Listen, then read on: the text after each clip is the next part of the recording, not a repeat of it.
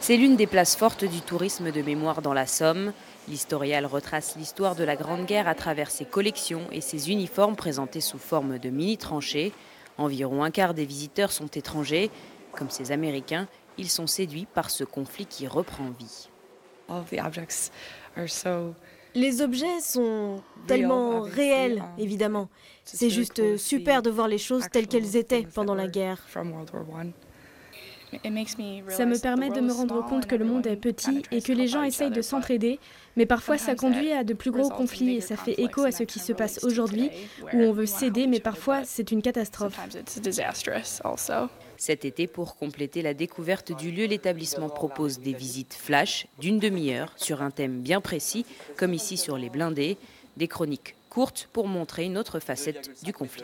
Et là, on ne veut plus faire des visites chronologiques, on veut faire plutôt des visites thématiques et montrer qu'il y a plein de thèmes différents à exploiter quand on parle de la guerre de 14. Ce ne sont pas que les soldats qui combattent, ce ne sont pas que les populations civiles à l'arrière.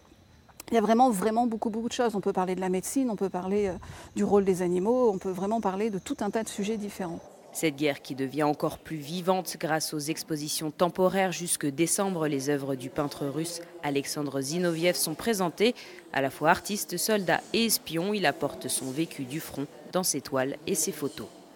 C'est cette représentation de l'ineffable, de l'indicible de la guerre. Voilà, comment montrer la violence des explosions sur le front, les dévastations, les ruines, montrer également le froid, la pluie. Des anecdotes et petites histoires qui retracent la Grande au travers de quelques 2000 objets.